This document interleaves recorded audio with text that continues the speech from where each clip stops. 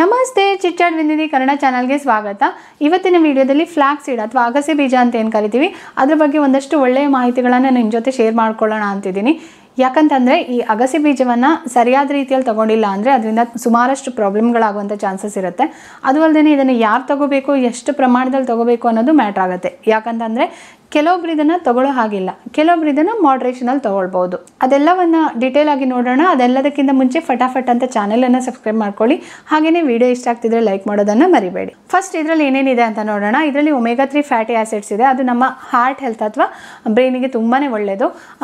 ಇದರಲ್ಲಿ ತುಂಬ ಹೇರಳವಾಗಿ ಆ್ಯಂಟಿ ಆಕ್ಸಿಡೆಂಟ್ಸ್ ಇರುತ್ತೆ. ಹಾಗಾಗಿ ಆ ಆ್ಯಂಟಿ ಆಕ್ಸಿಡೆಂಟ್ಸ್ ಏನು ಮಾಡುತ್ತೆ ಅಂದರೆ ಬೇಗನೆ ಏಜ್ ಆಗದೆ ಇರೋ ಹಾಗೆ, ಅಂದರೆ ಏಜಿಂಗ್ ಪ್ರಾಸೆಸನ್ನು ಸ್ಲೋ ಮಾಡುತ್ತೆ. ಆ್ಯಂಟಿ ಆಕ್ಸಿಡೆಂಟ್ಸ್ ಫ್ರೀ ರ್ಯಾಡಿಕಲ್ಸನ್ನು ಕಡಿಮೆ ಮಾಡೋದ್ರ ಮುಖಾಂತರ ಆ್ಯಂಟಿ ಏಜಿಂಗ್ ಆಗಿ ವರ್ಕ್ ಆಗುತ್ತೆ. ಅದು ಅಲ್ಲದೆ ಇದು ಕ್ಯಾನ್ಸರ್ ಅಥವಾ ಹಾರ್ಟ್ ಡಿಸೀಸಸ್ ಬರೋದನ್ನು ಪಾಸಿಬಿಲಿಟಿಯನ್ನು ಕಡಿಮೆ ಮಾಡುತ್ತೆ ಅಂತ ಹೇಳ್ಬೋದು. ಅದು ಅಲ್ಲದೆ ಇದರಲ್ಲಿ ತುಂಬಾ ಹೇರಳವಾಗಿ ಫೈಬರ್ ಕಂಟೆಂಟ್ ಇರೋದ್ರಿಂದ ಕಾನ್ಸ್ಟಿಪೇಷನ್ ಪ್ರಾಬ್ಲಮ್ ಇರೋರ್ಗೂ ಇದು ಗಟ್ ಹೆಲ್ತಿಗೆ ತುಂಬಾ ಒಳ್ಳೆಯದು ಅಂತ ಹೇಳ್ಬೋದು. ಇದೆಲ್ಲ ಆಯಿತು. ಈಗ ಇದನ್ನು ಯಾವ ರೀತಿಯಾಗಿ ಕನ್ಸ್ಯೂಮ್ ಮಾಡಬೇಕು ಅಂತ ಕೇಳಿದರೆ ಇದನ್ನು ಇಡಿಯಾಗಂತೂ ತಗೊಳ್ಳೋದಕ್ಕೆ ಹೋಗಬೇಡಿ. ಯಾಕಂತಂದರೆ ಯಾವುದೇ ಬೀಜಗಳಲ್ಲಿ ಹೊರಗಡೆ ಕೋಟಿಂಗ್ ತುಂಬಾ ಸ್ಟ್ರಾಂಗ್ ಆಗಿರೋದ್ರಿಂದ ಅದು ಅಷ್ಟೊಂದು ಈಸಿಯಾಗಿ ಡೈಜೆಸ್ಟ್ ಆಗೋದಿಲ್ಲ. ಅದನ್ನು ನಾವು ಬ್ರೇಕ್ ಮಾಡಿನೇ ತೊಗೊಳ್ಬೇಕಾಗತ್ತೆ. ನೀವು ಅದೇ ರೀತಿಯಾಗಿ ತೊಗೊಂಡ್ರಿ ಅಂದರೆ ಅದು ಈಸಿಯಾಗಿ ನಿಮ್ಮ ಡೈಜೆಸ್ಟಿವ್ ಸಿಸ್ಟಮಿಂದ ಪಾಸ್ ಆಗಿ ಹೊರಗಡೆ ಹೋಗಿಬಿಡತ್ತೆ. ಸೊ ಹಾಗಾಗಿ ಇದನ್ನು ಪುಡಿ ಮಾಡಿ ತೊಗೋಬೇಕು. ಹಾಗೇ ಪುಡಿ ಮಾಡಿ ತೊಗೋಬೇಕಾ, ರೋಸ್ಟ್ ಮಾಡಿ ಪುಡಿ ಮಾಡಿ ತೊಗೋಬೇಕಾ ಅಂತ ಕೇಳಿದರೆ ಇದನ್ನು ಸ್ಲೈಟ್ಲಿ ರೋಸ್ಟ್ ಮಾಡಿ ತೊಗೊಳ್ಳೋದು ಒಳ್ಳೆಯದು. ಯಾಕಂತಂದರೆ ಇದರಲ್ಲಿ ಫೈಟಿಕ್ ಆ್ಯಸಿಡ್ ಅಂತ ಒಂದು ಕಂಟೆಂಟ್ ಇರುತ್ತೆ. ಅದೇನು ಮಾಡುತ್ತೆ, ಈ ಜಿಂಕ್ ಅಥವಾ ಐರನ್ ಮತ್ತು ಕ್ಯಾಲ್ಶಿಯಂ ಇಂಥ ಮಿನರಲ್ಸ್ಗಳನ್ನು ಬೈಂಡ್ ಮಾಡುತ್ತೆ. ಅದು ಈಸಿಯಾಗಿ ಅಬ್ಸರ್ವ್ ಆಗದೆ ಇರೋ ಥರ ನೋಡ್ಕೊಳ್ಳೋದ್ರಿಂದ ಅದು ನಮ್ಮ ಬಾಡಿಗೆ ಒಂದು ಆ್ಯಂಟಿ ನ್ಯೂಟ್ರಿಯೆಂಟ್ ಅಂತ ಹೇಳ್ಬೋದು.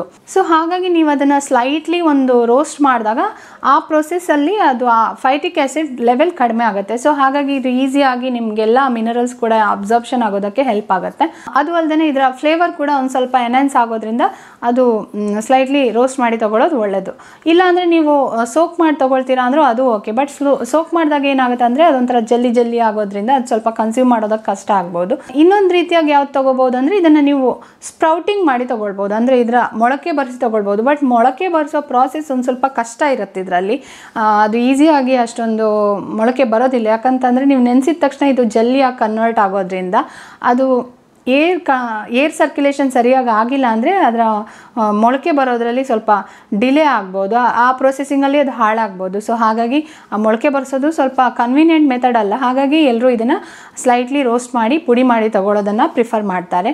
ನೀವು ನಿಮ್ಗೆ ಯಾವ ರೀತಿ ಬೇಕೋ ಆ ರೀತಿಯಾಗಿ ಯೂಸ್ ಮಾಡ್ಕೊಳ್ಬೋದು. ಇದನ್ನು ಗ್ರೈಂಡ್ ಮಾಡಿದ ಮೇಲೆ ಒಂದು 2-3 ದಿನ ಅಥವಾ ಮ್ಯಾಕ್ಸಿಮಮ್ 1 ವಾರ ಇಟ್ಟು ತಿಂದರೆ ಒಳ್ಳೆಯದು. ಯಾಕಂತಂದರೆ ಇದು ಗಾಳಿ ಜೊತೆ ಸಂಪರ್ಕಕ್ಕೆ ಬಂದಾಗ ಇದರಲ್ಲಿ ಫ್ಯಾಟಿ ಆ್ಯಸಿಡ್ಸ್ ಏನಿರುತ್ತೆ, ಒಮೆಗಾ 3 ಫ್ಯಾಟಿ ಆ್ಯಸಿಡ್ಸ್, ಅದು ಆಕ್ಸಿಡೈಸ್ ಆಗಿ ಅದರ ನ್ಯೂಟ್ರಿಷನಲ್ ವ್ಯಾಲ್ಯೂ ಕಡಿಮೆ ಆಗುತ್ತೆ. ಸೊ ಹಾಗಾಗಿ ನೀವು ಇದನ್ನು 1 ವಾರಕ್ಕಿಂತ ಜಾಸ್ತಿ ಅಂತೂ ಇಟ್ಕೊಂಡು ತಿನ್ನೋ ಹಾಗಿಲ್ಲ. ಅದು ಅಲ್ಲದೆ ಇದನ್ನು ಪುಡಿ ಮಾಡಿದ ತಕ್ಷಣವೇ ಇಮ್ಮಿಡಿಯೇಟ್ಲಿ ಏರ್ಟೈಟ್ ಡಬ್ಬದಲ್ಲಿ ಹಾಕಿ ಫ್ರಿಜ್ಜಲ್ಲಿ ಇಡಬೇಕು. ಇದನ್ನು ಫ್ರೆಶ್ಶಾಗಿ ಕನ್ಸ್ಯೂಮ್ ಮಾಡಿದ್ರಂತೂ ತುಂಬಾ ಒಳ್ಳೆಯದು. ನಿಮ್ಮ ಮನೇಲಿ ಒಂದು 3-4 ಜನ ಇದ್ದಾರೆ ಅಂದರೆ ಅದನ್ನು ಈಸಿಯಾಗಿ ನೀವು ಪುಡಿ ಮಾಡಿಕೊಂಡು ಒಂದೇ ದಿನ ಕನ್ಸ್ಯೂಮ್ ಮಾಡ್ಬೋದು. ಇವತ್ತಿಗೆ ನಾಳೆಗೆ ಆ ರೀತಿಯಾಗಿ ಕನ್ಸ್ಯೂಮ್ ಮಾಡಿದರೆ ಇನ್ನೂ ತುಂಬಾ ಒಳ್ಳೆಯದು. ಅದು ಅಲ್ಲ, ನಿಮಗೆ ಕಡಿಮೆ ಕ್ವಾಂಟಿಟಿಯಲ್ಲಿ ಮಾಡೋಕ್ಕಾಗಲ್ಲ, ಒಂದು ಸ್ವಲ್ಪ ಜಾಸ್ತಿ ಮಾಡಿಟ್ಕೊಳ್ತೀನಿ ಅನ್ನೋದಾದರೆ ಮ್ಯಾಕ್ಸಿಮಮ್ 1 ವಾರ, ಅದಕ್ಕಿಂತನೂ ಜಾಸ್ತಿ ಮಾಡೋದಕ್ಕೆ ಹೋಗಬೇಡಿ. ಆಮೇಲೆ ಇನ್ನೊಂದೇನೆಂದರೆ ಇದನ್ನು ಯಾವುದಾದ್ರೂ ಫ್ಯಾಟ್ ಇರುವಂಥ ಒಂದು ಫುಡ್ಡಿನ ಜೊತೆ ತೊಗೊಳ್ಳೋದು ಒಳ್ಳೆಯದು. ಅಂದರೆ ಇದರಲ್ಲಿ ಕೆಲವೊಂದು ಫ್ಯಾಟ್ ಸಾಲ್ಯುಬಲ್ ಕಂಪೌಂಡ್ಸ್ ಇರುತ್ತೆ. ಅದನ್ನು ನೀವು ಫ್ಯಾಟ್ ಜೊತೆ ತೊಗೊಂಡಾಗಷ್ಟೇ ಅದು ಈಸಿಯಾಗಿ ಡೈಜೆಸ್ಟ್ ಆಗುತ್ತೆ. ಸೊ ಹಾಗಾಗಿ ಇದನ್ನು ನಟ್ಸ್ ಆಗಿರ್ಬೋದು ಅಥವಾ ಗೀ ಆಗಿರ್ಬೋದು, ಯೋಗರ್ಟ್, ಅವಕಾಡೋ ಫ್ರೂಟ್, ಅದರಲ್ಲೂ ಕೂಡ ಫ್ಯಾಟ್ ಇರೋದ್ರಿಂದ ಆ ಥರ ಫ್ಯಾಟ್ ಇರುವಂಥ ಫುಡ್ಡನ್ನು ಇದ್ರ ಜೊತೆ ತೊಗೊಂಡಾಗ ನಿಮಗೆ ಇದರ ಸಂಪೂರ್ಣ ಬೆನಿಫಿಟ್ ಸಿಗೋದಕ್ಕೆ ಹೆಲ್ಪ್ ಆಗುತ್ತೆ ಅಂತ ಹೇಳ್ಬೋದು. ಇದನ್ನು ಮಜ್ಜಿಗೆ ಜೊತೆ ತೊಗೊಳ್ಳೋದು ಕೂಡ ತುಂಬಾ ಒಳ್ಳೆಯದು. ಯಾಕಂತಂದರೆ ಮಜ್ಜಿಗೆಯಲ್ಲಿ ಏನಿರುತ್ತೆ, ಪ್ರೋಬಯೋಟಿಕ್ಸ್ ಇರುತ್ತೆ. ಪ್ರೋಬಯೋಟಿಕ್ಸ್ ನಿಮಗೆ ಗಟ್ ಹೆಲ್ತಿಗೆ ತುಂಬಾ ಹೆಲ್ಪ್ ಮಾಡುತ್ತೆ. ಫ್ಲಾಕ್ಸ್ ಸೀಡಲ್ಲಿ ಏನಿರುತ್ತೆ, ಫೈಬರ್ ಇರುತ್ತೆ. ಫೈಬರ್ ಮತ್ತು ಪ್ರೋಬಯೋಟಿಕ್ಸ್ ಒಟ್ಟಿಗೆ ನಿಮ್ಮ ಗಟ್ ಹೆಲ್ತನ್ನು ಸಂಪೂರ್ಣವಾಗಿ ಕಾಪಾಡೋದಕ್ಕೆ ತುಂಬಾ ಒಳ್ಳೆಯದು ಅಂತ ಹೇಳ್ಬೋದು. ನಿಮಗೆಲ್ಲ ಗೊತ್ತೇ ಇದೆ, ಗಟ್ ಹೆಲ್ತ್ ಚೆನ್ನಾಗಿದೆ ಅಂದರೆ ಒಬ್ಬ ಮನುಷ್ಯನ 70% ಹೆಲ್ತ್ ಇಶ್ಯೂಸ್ ಪ್ರಾಬ್ಲಮ್ ಸಾಲ್ವ್ ಆದಾಗೆ. ಹಾಗಾಗಿ ಇದನ್ನು ಮಜ್ಜಿಗೆ ಜೊತೆ ಕಾಂಬಿನೇಷನ್ ಆಗಿ ತೊಗೊಂಡ್ರೆ ಇನ್ನೂ ತುಂಬ ಒಳ್ಳೆಯದು. ಇನ್ನೊಂದು ರೀಸನ್ ಮಜ್ಜಿಗೆ ಜೊತೆ ಯಾಕೆ ತೊಗೊಳ್ಬೇಕಂದ್ರೆ ಫ್ಲಾಕ್ಸ್ ಸೀಡ್ ಸ್ವಲ್ಪ ವಾರ್ಮಿಂಗ್ ಎಫೆಕ್ಟ್ ಕೊಡುತ್ತೆ, ನಿಮಗೆ ಒಂದು ಸ್ವಲ್ಪ ಹೀಟ್ ಕ್ರಿಯೇಟ್ ಮಾಡುತ್ತೆ. ಸೊ ಹಾಗಾಗಿ ಮಜ್ಜಿಗೆ ಕೂಲಿಂಗ್ ಎಫೆಕ್ಟ್ ಕೊಡೋದ್ರಿಂದ ಅದೆರಡು ಬ್ಯಾಲೆನ್ಸ್ ಆಗುತ್ತೆ. ಸೊ ಹಾಗಾಗಿ ಮಜ್ಜಿಗೆ ಜೊತೆ ತೊಗೊಂಡ್ರೆ ತುಂಬಾ ಒಳ್ಳೆಯದು ಅಂತ ಹೇಳ್ಬೋದು. ಓಕೆ, ಇದನ್ನು ಯಾರು ತೊಗೊಳ್ಬಾರ್ದು, ಯಾರು ಮಾಡ್ರೇಷನಲ್ಲಿ ತೊಗೊಳ್ಬೇಕು ಅಂತ ನೋಡೋಣ. ಕೆಲವೊಬ್ಬರಿಗೆ ಈ PCOS ಸಿವಿಯರ್ ಕಂಡೀಷನ್ ಇರುತ್ತೆ, ಅಂಥವರು ಇದನ್ನು ತಗೊಳ್ಳುವಾಗ ಸ್ವಲ್ಪ ಕೇರ್ಫುಲ್ ಆಗಿರಬೇಕು. ಹಾಗೆಯೇ ಕೆಲವೊಬ್ಬರಿಗೆ ಬ್ರೆಸ್ಟ್ ಕ್ಯಾನ್ಸರ್ ಇರುತ್ತೆ, ಒವೇರಿಯನ್ ಕ್ಯಾನ್ಸರ್ ಇರುತ್ತೆ, ಅಂಥವರು ಸ್ವಲ್ಪ ಹುಷಾರಾಗಿ, ಅಂದರೆ ಅವರು ವೈದ್ಯರ ಹತ್ರ ತೊಗೊಳ್ಬಾರ್ದಾ ಅಂತ ಕೇಳಿಬಿಟ್ಟು ತೊಗೊಳ್ಳೋದು ಒಳ್ಳೆಯದು. ಯಾಕಂತಂದರೆ ಇದು ಈಸ್ಟ್ರೋಜನನ್ನು ಮಿಮಿಕ್ ಮಾಡುತ್ತೆ. ಸೊ ಈಸ್ಟ್ರೋಜನ್ ಲೆವೆಲ್ ಜಾಸ್ತಿ ಇದ್ದಾಗ ಅದನ್ನು ಕಡಿಮೆ ಮಾಡೋದಕ್ಕೆ ಹೆಲ್ಪ್ ಮಾಡುತ್ತೆ, ಕಡಿಮೆ ಇದ್ದಾಗ ಅದನ್ನು ಬ್ಯಾಲೆನ್ಸ್ ಮಾಡೋದಕ್ಕೆ ಹೆಲ್ಪ್ ಮಾಡುತ್ತೆ. ಸೊ ಹಾಗಾಗಿ ಹಾರ್ಮೋನ್ ಇಶ್ಯೂಸ್ ಇದ್ದವರು ಇದನ್ನು ವೈದ್ಯರ ಹತ್ರ ಕೇಳಿ ತಗೊಳ್ಳೋದು ಒಳ್ಳೆಯದಾಗುತ್ತೆ.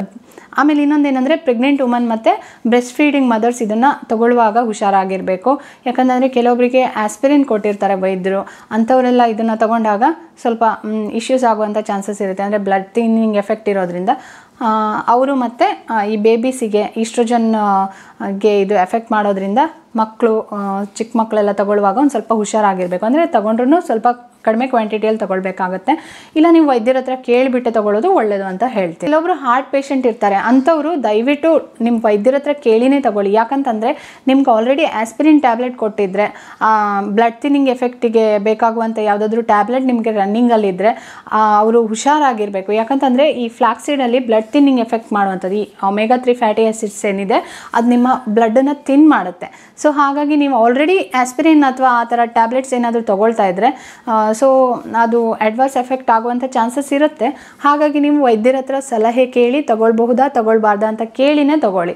ಇನ್ನೊಂದೇನೆಂದರೆ ಇದರಲ್ಲಿ ತುಂಬ ಹೇರಳವಾದ ಫೈಬರ್ ಇರೋದ್ರಿಂದ ಡೈಜೆಸ್ಟಿವ್ ಇಶ್ಯೂ ಯಾರಿಗಿರುತ್ತೆ, ಸಿವಿಯರ್ ಡೈಜೆಷನ್ ಪ್ರಾಬ್ಲಮ್ ಇರುತ್ತೆ, ಕೆಲವೊಬ್ರಿಗೆ ಏನೂ ತಿಂದರೂ ಆಗೋದಿಲ್ಲ, ಅಂಥವರು ಒಂದು ಸ್ವಲ್ಪ ಒಂದು ಅರ್ಧ ಟೀ ಸ್ಪೂನ್ ಅಥವಾ 1/4 ಟೀ ಸ್ಪೂನಿಂದ ಸ್ಟಾರ್ಟ್ ಮಾಡಿ. ನಿಮಗೆ ಗೊತ್ತಾಗುತ್ತೆ ಹೊಟ್ಟೆ ಉಬ್ರ ಆಗೋದು, ಹೊಟ್ಟೆ ನೋವು ಆಗೋದು, ಆ ಥರ ಏನಾದರೂ ನಿಮಗೆ ಸಮಸ್ಯೆಗಳಾಯಿತು, ಇರಿಟೇಷನ್ ಆಯಿತು, ಬೊವೆಲ್ ಮೂಮೆಂಟ್ ಸರಿಯಾಗಿ ಆಗ್ತಾ ಇಲ್ಲ, ಬ್ಲೋಟಿಂಗ್ ಥರ ಆಗ್ತಾ ಇದೆ ಅಂದರೆ ಅದನ್ನು ಸ್ಟಾಪ್ ಮಾಡಿ, ನೀವು ತಿನ್ನೋದಕ್ಕೆ ಹೋಗಬೇಡಿ. ಯಾಕಂದರೆ ನಿಮ್ಮ ಬಾಡಿಗೆ ಅದು ಸೆಟ್ ಆಗ್ತಿಲ್ಲ ಅಂತ ಅರ್ಥ. ಕೆಲವೊಬ್ಬರಲ್ಲಿ ಅಲರ್ಜಿ ಪ್ರಾಬ್ಲಮ್ ಇರ್ಬೋದು, ನೀವು ಫ್ಲಾಕ್ಸ್ ಸೀಡನ್ನು ಸ್ವಲ್ಪ ಅಮೌಂಟಲ್ಲಿ ತೊಗೊಂಡು ನೋಡಿ, ತೊಗೊಂಡಾಗ ನಿಮಗೇನು ಅಲರ್ಜಿ ಆಗ್ತಿಲ್ಲ ಅಥವಾ ಹೈವ್ಸ್ ಅಂತ ಏನು ಹೇಳ್ತೀವಿ, ದಡಕೆ ಥರ ಆಗೋದು, ದದ್ದು ಅಂಥದ್ದೇನು ನಿಮಗೆ ಪ್ರಾಬ್ಲಮ್ಸ್ ಆಗ್ತಿಲ್ಲ, ಇಚ್ಚಿಂಗ್ ಏನು ಪ್ರಾಬ್ಲಮ್ ಇಲ್ಲ ಅಂದರೆ ನೀವು ಅದನ್ನು ಕಂಟಿನ್ಯೂ ಮಾಡ್ಬೋದು. ಆಮೇಲೆ ಇನ್ನೊಂದು ಏನಂದರೆ ಫ್ಲಾಕ್ಸ್ ಸೀಡನ್ನು ನೀವು ತೊಗೊಳ್ತಿದ್ದೀರಾ ಅಂದರೆ ದಯವಿಟ್ಟು ಚೆನ್ನಾಗಿ ನೀರು ಕುಡೀರಿ, ಇಲ್ಲ ಅಂದರೆ ಅದು ಅಡ್ವರ್ಸ್ ಎಫೆಕ್ಟ್ ಆಗೋದೇ ಜಾಸ್ತಿ.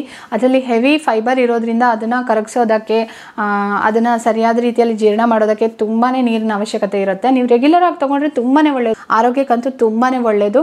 ಬಟ್ ನೀವು ಅದನ್ನು ಸರಿಯಾದ ರೀತಿಯಲ್ಲಿ, ಅಂದರೆ ದಿನಕ್ಕೆ 1 ರಿಂದ 2 ಸ್ಪೂನ್ ಅಷ್ಟೇ ಮ್ಯಾಕ್ಸಿಮಮ್ ಆಗಿ ತಗೋಬೇಕು. ಹಬ್ಬ ಅಂದರೆ 1 ಟೇಬಲ್ ಸ್ಪೂನ್ವರೆಗೂ ತೊಗೊಳ್ಬೋದು ಮಾಡ್ರೇಷನಲ್ಲಿ. ಡೈಲಿ ತೊಗೊಳ್ತಿದ್ದೀರಾ ಅಂದರೆ 1 ಟೀ ಸ್ಪೂನ್ ಅಥವಾ 2 ಟೀ ಸ್ಪೂನ್ ಅಷ್ಟೇ ತೊಗೊಳ್ಳಿ.